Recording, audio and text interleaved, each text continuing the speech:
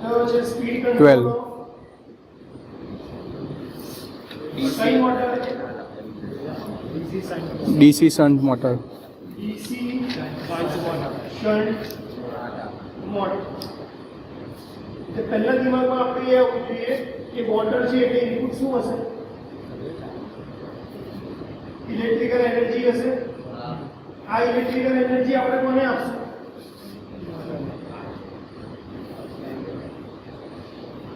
કોને આપશું? Starter through એ energy કોને મળશે? મોટર. અને મોટર થ્રુ આપણને શું મળશે? Mechanical energy as a output. મોટરની ટાઈપ કઈ છે? DC shunt motor. એટલે હું અહીંયા શન્ટ વાઇન્ડિંગ ડ્રો કરીશ. અહીંયા શું ડ્રો કરીશ? મોટર. અહીંયા શું ડ્રો કરીશ? સપ્લાય. હા, એટલે તમારું સ્ટાર્ટર ક્યાં આવશે? અહીંયા આવશે. આ પાર્ટ થશે એનો F, અહીંયા થશે A, અને આ જે ઇનકમિંગ છે એ પાર્ટ શું થશે? L. અહીંયાથી તમે સપ્લાય વોલ્ટેજ આપો છો 220 વોલ્ટ. કયો? DC supply. રોટેશનની વાત કરીએ તો આ રેઝિસ્ટન્સ કયો છે? RSH. કરંટ કયો આવશે? ISH. અહીંયા જે કરંટ અંદર જશે એ કયો કરંટ હશે? IA. અહીંયાથી જે કરંટ જશે એ, અને આપણે I અથવા તો IL. હવે વાત શેની છે? સ્પીડ કંટ્રોલની વાત છે. એટલે પહેલા તો આપણને બેઝિક ઇક્વેશન ખબર છે કે ભાઈ E ઇક્વલ ટુ શું થાય? ZNP/68. આમાંથી કોન્સ્ટન્ટ પાર્ટ કાઢી નાખીએ તો back EMF proportional two phi અને n. આપણે વાત કરવાની છે સ્પીડ કંટ્રોલ. એટલે n proportional two EB/phi. phi એટલે શું? તો કે ફ્લક્સ. આ ફ્લક્સ કોણ પ્રોડ્યુસ કરે? તો કે ફિલ્ડ વાઇન્ડિંગમાંથી પસાર થતો કરંટ, એટલે કે ISH. ISH ની વેલ્યુ કેટલી છે? તો કે V/RSH.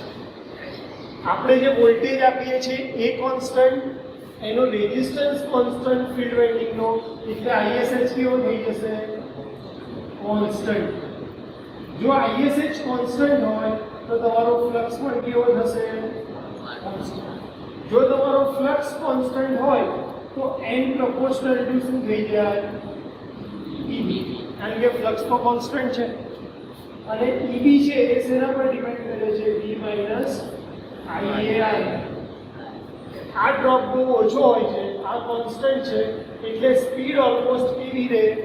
કોન્સ્ટન્ટ. અને એટલા માટે ડીસી શન્ટ મોટરને કઈ મોટર કહેવાય? Constant speed motor.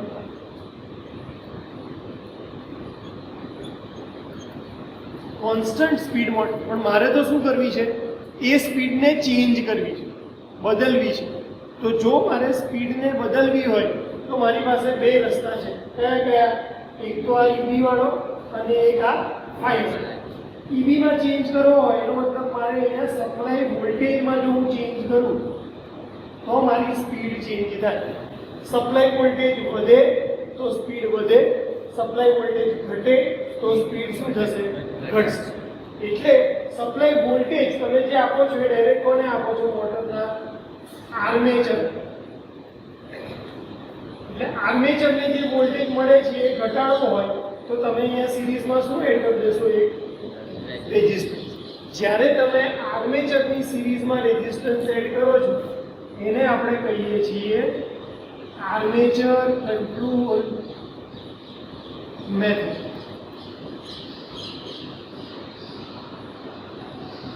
Armature control મેથડથી શું થાય? અહીંયા જે વોલ્ટેજ છે એના કરતાં તમે વોલ્ટેજ વધારી શકવાના છો 220 કરતાં? ના.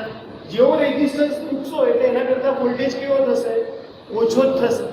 જો વોલ્ટેજ ઓછો થાય તો સ્પીડ બી કેવી થાય? ઓછી. એટલે જ્યારે તમારે રેગ્યુલર સ્પીડ કરતા જે તમારી સ્પીડ છે એ ઘટાડવી હોય ત્યારે આપણે કઈ મેથડનો યુઝ કરીએ છીએ?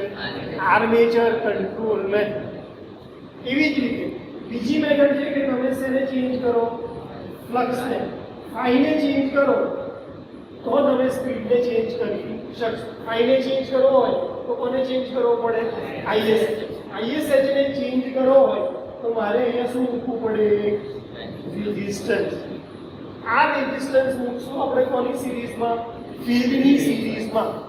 જ્યારે તમે ફિલ્ડની સિરીઝમાં રેઝિસ્ટન્સ મૂકો છો એ મેથડને કહેવાય field control method. Feed control મેથડથી થશે શું? પહેલા ISH ની વેલ્યુ જે સપોઝ એક એક્ઝામ્પલ લઈએ કે વોલ્ટેજની વેલ્યુ છે 220 અને શન્ટ રેઝિસ્ટન્સની વેલ્યુ છે 440. તો ISH ની વેલ્યુ કેટલી આવી? 0.5 એમ્પિયર આવી. ક્યારે? જ્યારે આપણે રેઝિસ્ટન્સ કનેક્ટ કર્યો નથી ત્યારે. હવે હું રેઝિસ્ટન્સ જેવો આમાં જોડીશ તો ટોટલ રેઝિસ્ટન્સની વેલ્યુ કેટલી થઈ જશે? વધી જશે. ખ્યાલ આવે છે? જ્યારે આ રેઝિસ્ટન્સ નથી ત્યારે એની વેલ્યુ કેટલી છે? 440. પણ જેવો હું રેઝિસ્ટન્સ એડ કરીશ એટલે એની વેલ્યુ કેવી થઈ જશે? વધી જશે. જો આ રેઝિસ્ટન્સની વેલ્યુ વધે તો કરંટ કેવો થઈ જાય? ઓછો થાય. એટલે સપોઝ આ રેઝિસ્ટન્સ એડ કર્યા પછી એની વેલ્યુ છે 660 તો કરંટની વેલ્યુ કેટલી થઈ ગઈ? 0.3 એમ્પિયર. એટલે પહેલા કરતા કરંટ કેવો થશે? ઓછો. એનો મતલબ જ્યારે બી આપણે ફિલ્ડમાં રેઝિસ્ટન્સ એડ કરશું ત્યારે કરંટની વેલ્યુ કેવી થશે? ઓછી. જો કરંટની વેલ્યુ ઓછી થાય તો ફ્લક્સની વેલ્યુ બી કેવી થાય? ઓછી. જો ફ્લક્સની વેલ્યુ ઓછી થાય તો સ્પીડ કેવી થાય? વધે. આ ઓછી થાય તો સ્પીડ શું થાય? વધે. એટલા માટે જો તમારે તમારી સ્પીડ જે આપી હોય એના કરતાં વધારવી હોય ત્યારે આપણે હંમેશા કઈ મેથડ યુઝ કરશું? Field control method. જે આપી હોય એના કરતાં ઘટાડવી હોય તો આર્મેચર કંટ્રોલ મેથડ. એટલે કે ડીસી શન્ટ મોટરની સ્પીડ ઘટાડવા માટે ચેન્જ કરવા માટે બે મેથડ છે, આર્મેચર કંટ્રોલ અને ફિલ્ડ કંટ્રોલ. આર્મેચરની સિરીઝમાં રેઝિસ્ટન્સ મૂકો એટલે એને કહેવાય આર્મેચર કંટ્રોલ મેથડ. ફિલ્ડની સિરીઝમાં રેઝિસ્ટન્સ મૂકો તો એને કહેવાય ફિલ્ડ કંટ્રોલ મેથડ. આર્મેચરની સિરીઝમાં રેઝિસ્ટન્સ મૂકશો એટલે આને મળતો વોલ્ટેજ ઘટશે. એટલા માટે હંમેશા સ્પીડની વેલ્યુ કેવી થશે? ઓછી. એવી જ રીતે ફિલ્ડની અક્રોસમાં રેઝિસ્ટન્સ મૂકશો તો તમારો કરંટ ઘટશે. કરંટ ઘટશે એટલે ફ્લક્સ ઘટશે અને ફ્લક્સ ઘટે તો સ્પીડ કેવી થવાની છે? વધવાની છે. એટલે આપણે આપણા રેગ્યુલર સેટઅપમાં ખાલી ચેન્જ શું કરવાનું છે? જ્યારે મારે આર્મેચર કંટ્રોલ એપ્લાય કરવી હોય ત્યારે હું રેઝિસ્ટન્સ ક્યાં મૂકી દઈશ? સિરીઝમાં, આર્મેચરની સિરીઝ. અને આ રેઝિસ્ટન્સને ધીરે ધીરે વધારતો જઈશ. જેમ જેમ રેઝિસ્ટન્સ વધશે એમ અહીંયા વોલ્ટેજ ડ્રોપ વધશે અને અહીંયા વોલ્ટેજ ડ્રોપ ઓછો થશે. આનો વોલ્ટેજ ઘટશે એટલે એની સ્પીડ શું થતી જશે? ઘટતી જશે. એ વખતે આપણે રીડિંગ લઈ લઈશું. બીજા કેસમાં આપણે શું કરશું? આ રેઝિસ્ટન્સ યુઝમાં નહીં લઈએ, અહીંયા રેઝિસ્ટન્સ એડ કરીશું અને આ રેઝિસ્ટન્સની વેલ્યુ વધારતા જશું. જેમ જેમ આની વેલ્યુ વધતી જશે એમ આનો કરંટ ઘટશે. કરંટ ઘટશે એટલે ફ્લક્સ ઘટશે અને ફ્લક્સ ઘટશે તો આની સ્પીડ શું થશે? વધશે. એ બંને વસ્તુ આપણે ઓબ્ઝર્વેશન ટેબલની અંદર લખી લઈશું. પેનલ વાઇઝ જોવા જઈએ તો કનેક્શન કેવા હશે? તો અહીંયા સપ્લાય વોલ્ટેજ આપ્યો હશે પ્લસ માઇનસ, આર્મેચરનું આપ્યું હશે પ્લસ એ માઇનસ અને શન્ટ ફીલ્ડનું આપ્યું હશે SH પ્લસ SH માઇનસ. મારે રેઝિસ્ટન્સ અંદર એડ કરવો છે પહેલા આર્મેચર કંટ્રોલ મેથડ. તો પહેલા કનેક્શન ક્યાંથી ક્યાં જશે? જો શન્ટ બનાવવું હોય આર્મેચરની અંદર મારે રેઝિસ્ટન્સ એડ કરવો છે એટલે પોઝિટિવમાંથી પહેલા હું ક્યાં આપીશ? રેઝિસ્ટન્સ. રેઝિસ્ટન્સમાંથી ક્યાં આપીશ? આર્મેચરની અંદર. આર્મેચરમાં આપ્યા પછી આ A પ્લસ અને SH પ્લસ આ બંનેને કેવું કરીશ? જોઈન્ટ કરીશ. અને અહીંયા A માઇનસ અને SH માઇનસને શું કરીશ? કારણ કે અહીંયા A માઇનસ A પ્લસ અહીંયા એસએચ પ્લસ એસએચ માઇનસ એટલે સ્ટાર્ટરના એમાંથી નીકળી અહીંયા વચ્ચે સ્ટાર્ટર આવશે પોઝિટિવ નેગેટિવ અહીંયા હશે એલ એ એફ અહીંયા હશે પ્લસ એ માઇનસ એ પ્લસ એસએચ માઇનસ એસએચ એટલે તમે જે સપ્લાય આપશો એ ક્યાં જશે એલમાં એમાંથી ક્યાં જવો જોઈએ રેઝિસ્ટન્સના પહેલા ટર્મિનલ એટલે એમાંથી રેઝિસ્ટન્સના પહેલા ટર્મિનલ એટલે અત્યારે આપણે કઈ મેથડ કરી રહ્યા છે આર્મેચર કંટ્રોલ મેથડ એટલે એમાંથી ક્યાં ગયો રેઝિસ્ટન્સના પહેલા ટર્મિનલમાં રેઝિસ્ટન્સના બીજા ટર્મિનલમાંથી ક્યાં જશે આર્મેચરમાં ગયો આર્મેચરનો નેગેટિવ ક્યાં જશે એસએચ નેગેટિવ એટલે આર્મેચરનો નેગેટિવ ક્યાં ગયો એસએચ નેગેટિવ અને એફમાંથી ટર્મિનલ ક્યાં જતો હશે એસએચ પ્લસ એટલે કે સ્ટાર્ટરના એફમાંથી ક્યાં ગયો એસએચ કનેક્શન જોવું પડે છે એલ એ અને એફ એફમાંથી સ્ટાર્ટરના એસએચમાં એમાંથી રેઝિસ્ટન્સમાં અને રેઝિસ્ટન્સમાંથી એ પ્લસ એમાંથી રેઝિસ્ટન્સમાં અને રેઝિસ્ટન્સના બીજા ટર્મિનલમાંથી ક્યાં ગયો એ પ્લસ આટલું કનેક્શન થઈ જાય એટલે આપણે કઈ મેથડ કરી રહ્યા છે આર્મેચર કંટ્રોલ કનેક્શન થઈ ગયા એટલે સ્ટાર્ટરથી મોટરને ચાલુ કરશું અને ધીરે ધીરે આ રેઝિસ્ટન્સની વેલ્યુ પહેલાં કેટલી હશે 0 પછી આપણે રેઝિસ્ટન્સની વેલ્યુ વધારતા જશું જેમ જેમ રેઝિસ્ટન્સની વેલ્યુ વધશે એમ અહીંયા વોલ્ટેજ ડ્રોપ વધતો જશે અને મોટરને જે વોલ્ટેજ મળતો હશે એ કેવો થતો જશે ઓછો આ વોલ્ટેજ ઓછો થશે એટલે સ્પીડ શું થશે ઘટશે એ આપણે ઓબ્ઝર્વ કરવાનું છે ફીલ્ડ કંટ્રોલની અંદર કનેક્શનની અંદર શું થઈ જશે એફમાંથી રેઝિસ્ટન્સમાં અને રેઝિસ્ટન્સમાંથી ક્યાં જશે એસએચ પ્લસ અહીંયા પણ એવું પહેલાં રેઝિસ્ટન્સની વેલ્યુ કેટલી રાખવાની છે 0 પછી ધીરે ધીરે વધારતા જશું એમાં કરંટ ઘટતો જશે આ કરંટ ઘટશે એટલે મોટરની સ્પીડ કેવી થઈ જશે વધતી જશે ખ્યાલ આવે છે થિયરીમાં કોઈ ડાઉટ છે speed control of DC shunt motor ચલો હવે પ્રેક્ટિકલ ડીસી શન્ટ મોટરની પેનલને સમજતા પહેલાં આપણે રિયોસ્ટેટને સમજીએ કારણ કે આપણે બંને કેસમાં રિયોસ્ટેટ યુઝ કરવાના છીએ અહીંયા તમને જો મેં શું કર્યું છે જે મલ્ટીમીટર છે એને શેના પર સેટ કર્યું છે ઓમ ઉપર સેટ કર્યું છે કેમ મારે રેઝિસ્ટન્સ માપવો છે એટલા હવે જો હું એક ટર્મિનલ અહીંયા ટચ કરું છું રિયોસ્ટેટના અને બીજો અહીંયા ટચ કરું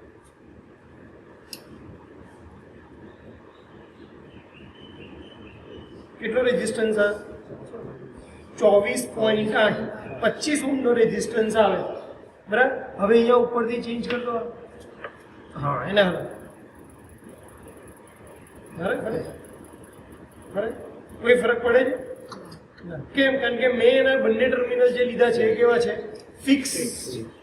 ફિક્સ ટર્મિનલ જ્યારે બી તમે યુઝ કરો ત્યારે એનો રેઝિસ્ટન્સમાં કોઈ ચેન્જ આવે નહીં એટલે આ ફિક્સ રેઝિસ્ટન્સ થઈ જાય પણ આપણે તો કઈ રીતે યુઝ કરવો છે વેરિયેબલ રેઝિસ્ટન્સ તરીકે યુઝ કરવો છે વેરિયેબલ તરીકે કરવો છે એટલા માટે હું એનો એક ટર્મિનલ ફિક્સ લઈશ અને એક ટર્મિનલ કેવો લઈશ વેરિયેબલ હવે જો અત્યારે રેઝિસ્ટન્સ કેટલો છે 0 હવે આને વધારો લઈ જાઓ વધે છે લઈ જા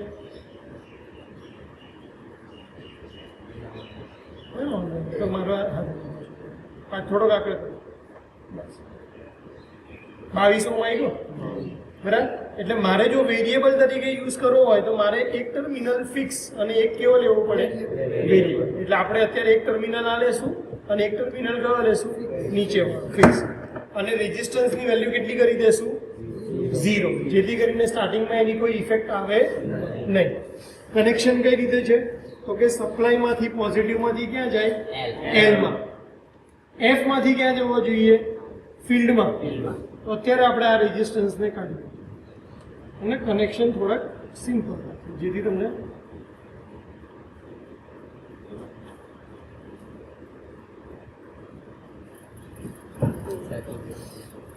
પાછળ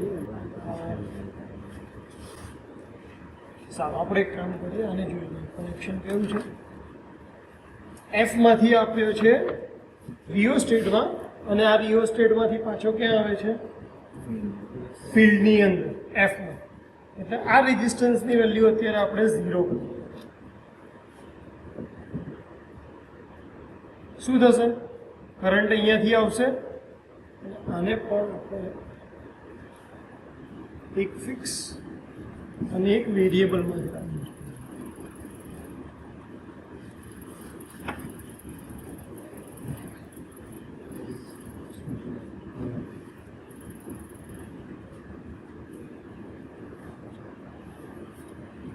ચલો, એટલે હવે શું થશે? એફ માંથી કરંટ રિયોસ્ટેટમાં જશે અને અહીંયાથી ડાયરેક્ટ શું આવી જશે? બહાર આવશે. એટલે અત્યારે રેઝિસ્ટન્સની વેલ્યુ 0, ફિલ્ડમાં પણ એની કોઈ અસર આવશે નહીં. એવી જ રીતે આર્મેચરમાં જોવા જઈએ તો આર્મેચરમાં પહેલો ટર્મિનલ આપણે અહીંયાથી ઇન કરીએ,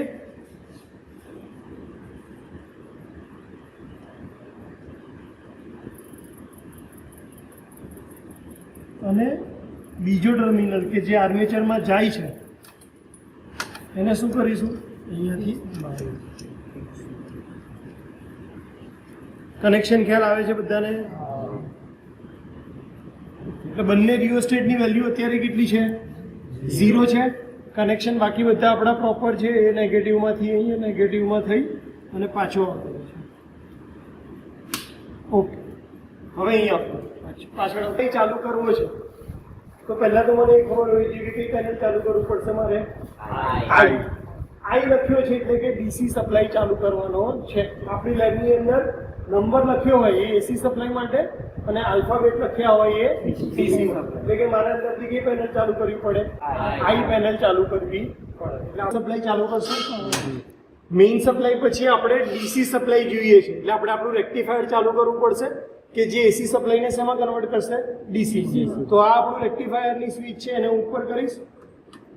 આ રેક્ટિફાયર ચાલુ કર્યો. હવે મારે રેક્ટિફાયર માટેની સ્વિચ ઈ અને 8 નંબર આ બે ચાલુ કરવી છે. એટલે તમારું મેઇન રેક્ટિફાયર ચાલુ થશે. મેઇન રેક્ટિફાયર ચાલુ કર્યા પછી મારે કઈ સ્વિચ ચાલુ કરવાની છે? પહેલી પેનલની આઈ. એટલે આપણે આઈ પેનલ ચાલુ કરી.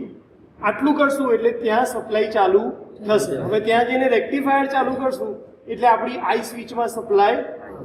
ખ્યાલ આવ્યો? અહીંયા ચલો, 8 નંબરની સ્વિચ ચાલુ કરી, અહીં થોડી દૂર રહી, પછી અહીંયાથી અને આ 8 નંબર સપ્લાય ચાલુ કરશો એટલે ત્યાંથી સપ્લાય અહીંયા આવ્યો, અહીંયાથી આ રેક્ટિફાયરમાં.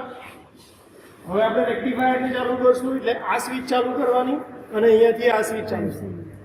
એટલે આપણું રેક્ટિફાયર ચાલુ થયું, એસીનું ડીસીમાં કન્વર્ટ થયું અને બધી આપણી જે નાની નાની પેનલ છે ત્યાં ડીસી સપ્લાય અવેલેબલ છે. પેનલ ચાલુ કરશું આપણી.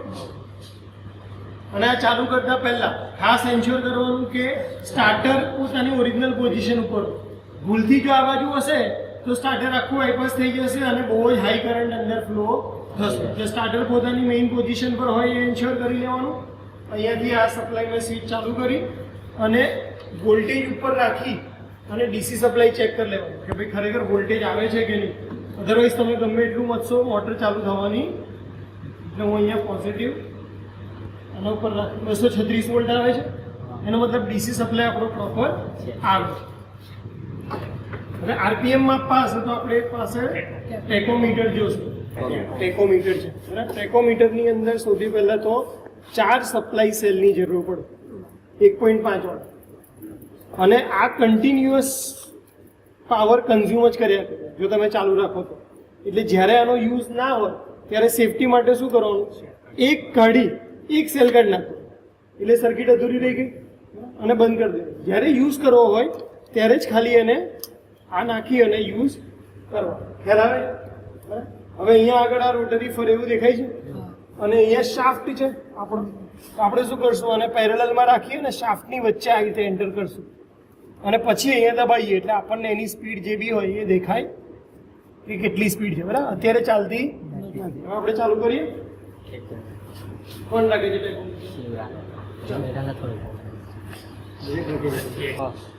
જો આપણે હમણાં આ હલાવ્યું છે એના લીધે ફિલ્ડનો ટર્મિનલ હલ્યો હશે કે નીકળ્યો હશે તો મોટર કેવી ફરશે? બહુ જ ફાસ્ટ ફરશે. બરાબર. એટલા માટે હું પ્રિકોશન રૂપે ચેક કરું છું અને પછી આપણે ચાલુ કર્યું. એની નોર્મલ સ્પીડ છે એટલે કનેક્શન હલ્યું નથી, બધું બરાબર. હવે આપણે એની સ્પીડ ચેક કરી લઈએ કે અત્યારે જ્યારે બંને સર્કિટમાં રેઝિસ્ટન્સ 0 છે ત્યારે એની સ્પીડ કેટલી આવે. અત્યારે કેટલી આવે છે? 1014 RPM ની આજુ. એટલે આ રીતે પકડી રાખવાનું. અને હવે હું શું કરીશ, આર્મેચરની રેઝિસ્ટન્સ ધીરે ધીરે વધારતો જઈશ. જેમ જેમ રેઝિસ્ટન્સ વધારીશ એમ એની સ્પીડ કેવી થતી જશે? ઓછી થતી જશે. કેમ કે આપણે આર્મેચર સર્કિટમાં રેઝિસ્ટન્સ વધારીએ છીએ. આર્મેચરમાં રેઝિસ્ટન્સ વધારીએ એટલે મોટરને મળતો વોલ્ટેજ ધીરે ધીરે ઘટશે. એટલે એક જેમ કન્ટિન્યુઅસલી આવી રીતે પકડી રાખો.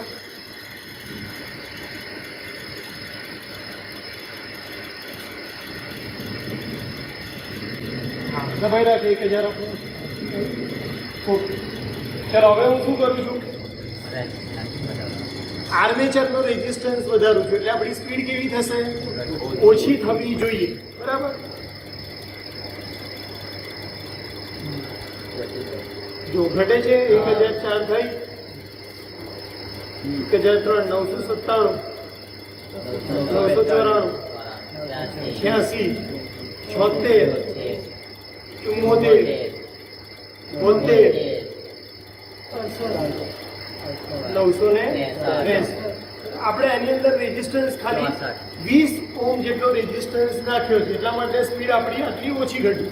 જો હું વધારે રેઝિસ્ટન્સ એડ કરતો જાઉં તો સ્પીડ એટલી વધારે ઘટતી જાય. કહેવાનો પર્પઝ કે કોન્સ્ટન્ટ સ્પીડ મોટરને પણ તમે વેરિયેબલ તરીકે યુઝ કરી શકો આર્મેચરમાં રેઝિસ્ટન્સ નાખીને. બરાબર.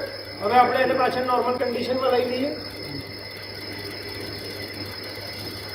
ખ્યાલ આવે છે?